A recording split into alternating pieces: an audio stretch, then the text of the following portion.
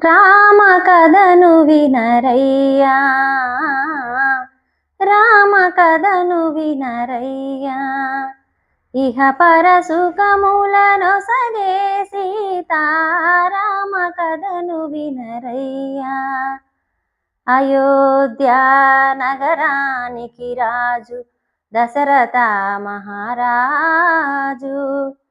ఆ రాజుకు రాణులు మూర్గురు, కౌసల్యా సుమిత్ర కైకేయి.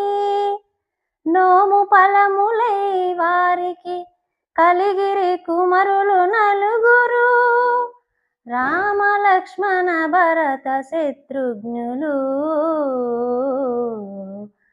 ఆ రామ కథను వినరయ్యా, ఇహ పర సుఖములనొసగే సీతా, రామ కథను వినరయ్యా.